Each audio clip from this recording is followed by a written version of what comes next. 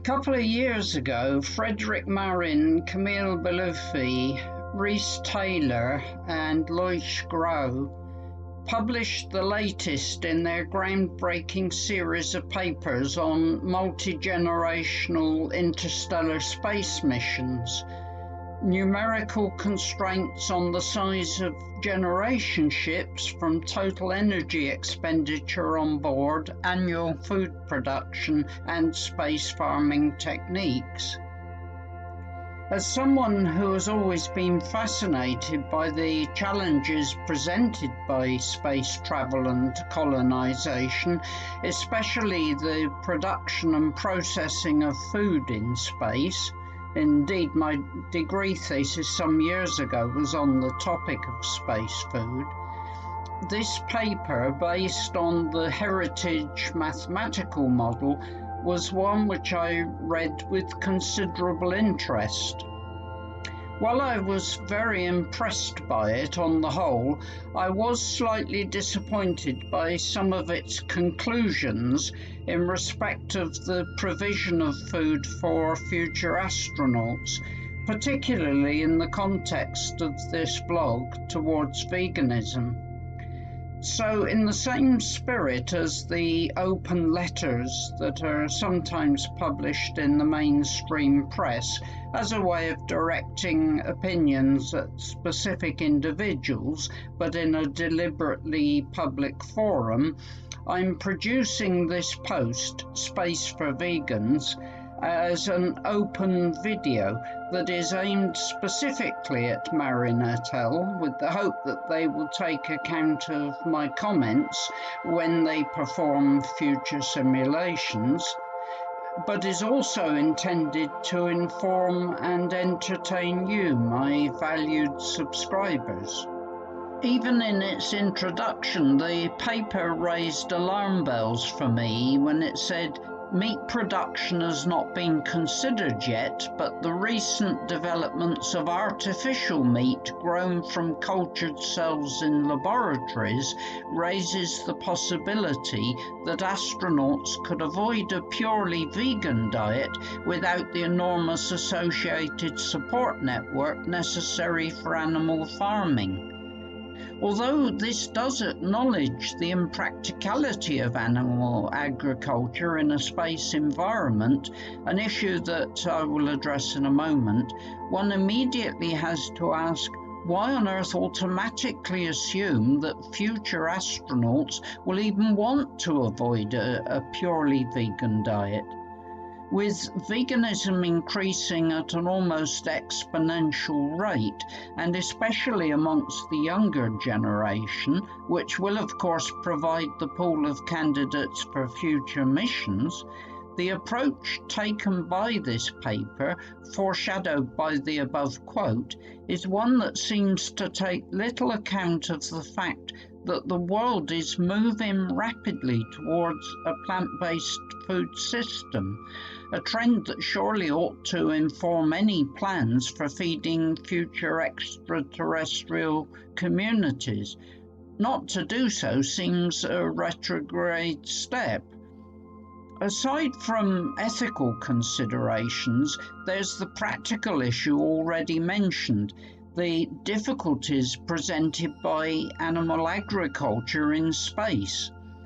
The biggest limiting factor for extended missions will be space and weight. So why on earth would we create an additional problem for ourselves by insisting on the inclusion of meat and dairy in the fare to be provided to future space travelers? Veganism unarguably needs less resources, so is ideally suited to such missions. What's more, it's healthier, a vitally important factor when considering long-term survival in potentially very hostile environments. Vegans also tend to be more contented, which could represent a critical advantage in mitigating the undoubted stress of extended periods of close confinement.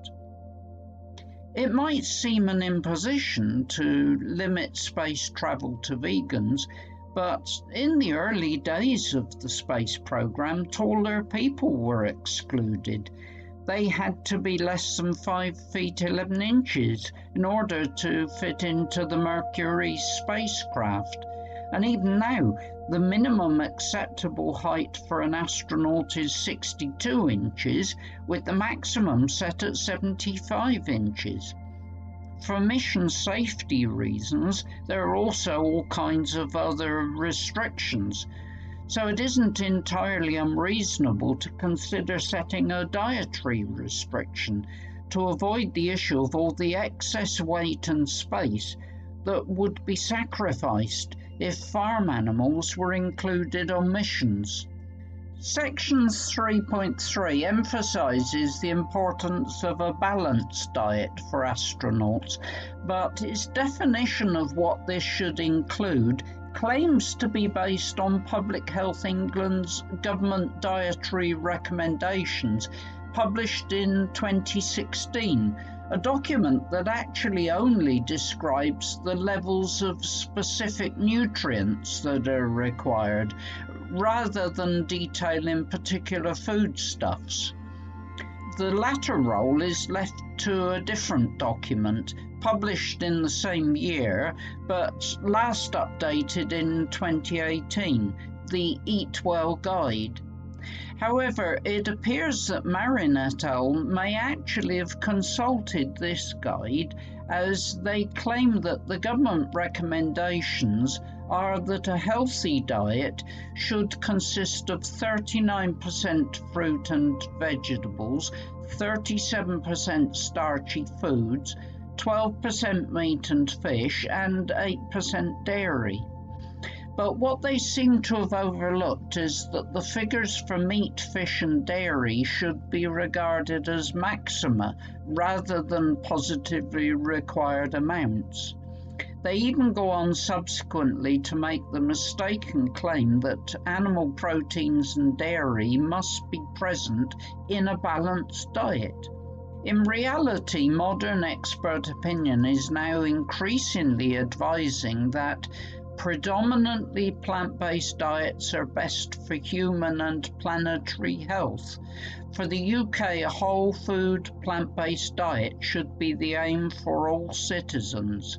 Diets based around fruits, vegetables, whole grains and legumes have the lowest impact on the environment, whilst promoting human health and reducing the risk of our commonest diseases. Red and processed meats have the worst impact on human and planetary health. In parts of the world where whole plant foods are readily available, fish consumption is not necessary. This quotation is from a research article, Multiple Health and Environmental Impacts of Foods, published 2 years ago by the United States National Academy of Sciences, which can be accessed at this link. Several years earlier, the USA's National Institutes of Health was already advocating a diet that limited or even avoided animal products.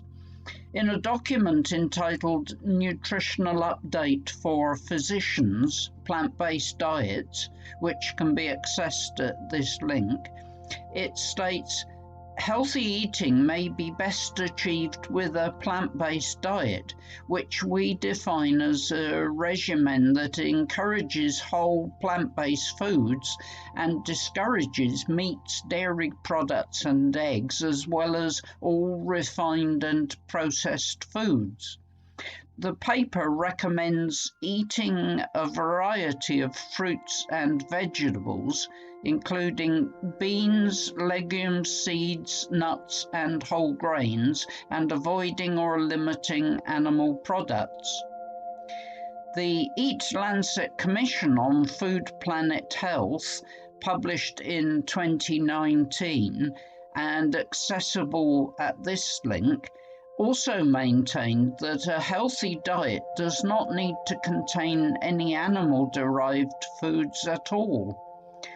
And As SSE number 58, volume 8, 1995, number 5 clearly states, it is possible to obtain all essential nutrients by eating a completely plant-based diet. Despite lobbying by proponents of animal-based agriculture, even the European Commission's Farm to Fork strategy now promotes a plant-based diet. And Harvard Medical School recently suggested that instead of being seen as a centerpiece, meat should be relegated simply to the role of a garnish. And with the trend towards veganism regarded almost universally as one that will continue for the foreseeable future, this must be the way to go, especially as large-scale, long-distance manned missions are not expected to begin until well into the future. At the very end of section 3.3, the authors promised to discuss alternative methods for protein production in section 4, which would have been the perfect opportunity to introduce the idea of a vegan plant-based diet as the way forward. Unfortunately, the only alternatives that they explore there is the utilization of insects as a protein source. While this is indeed one option being considered by food technologists and others at the present time, and which addresses some of the concerns about feeding a growing global population, such as economics, world hunger, and climate change, it is not a universally acceptable solution from an ethical standpoint. Although laboratory production of meat is mentioned fleetingly in the introduction to the paper, curiously, it's not explored further as an option. The cultivation of meat in space has, of course, already been tested by Aleph Farms, which successfully experimented with this on the International Space Station 2 years ago as part of its mission to improve sustainable food security here on Earth. As a result of that, the company recently launched Aleph Zero, a program that focuses entirely on cultivating meat for space exploration. And the European Space Agency is also currently carrying out research on the same topic. But aside from the laboratory production of meat, a lot of work is now going on around the world into laboratory-produced protein from non-meat sources, such as Solar Foods' Solein. Yet the paper makes no mention of any of this. NASA and others are now doing a lot of research into food production systems as part of the space program, the details of which are beyond the scope of this video. However, it is just worth noting at this point that microgreens could comprise a key component of any such future system.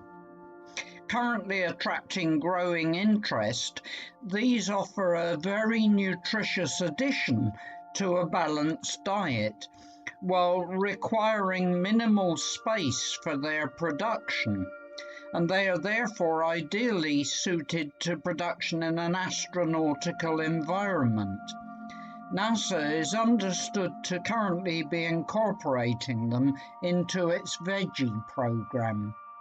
In conclusion, there's little question that an entirely plant-based food production system could sustain a space-bound community healthily for an indefinite period. I believe that Dr. Marin and his colleagues should now at least run an alternative entirely plant-based simulation, which would demonstrate the vastly greater practicality of veganism as a basis for future space missions, not just multi-generational interstellar ones, but also the much more imminent Mars colonization plans. By addressing the issue of the presence of animals on board a spacecraft, which the authors of the paper correctly identify as a severely limiting factor, and focusing on the production of food by hydroponic and aeroponic methods, which they note would require only half of the surface area necessary for conventional farming, they could be making a significant contribution to the International Space Program and increasing the likelihood that the ambitious scenario they've been exploring will become a reality within the foreseeable future.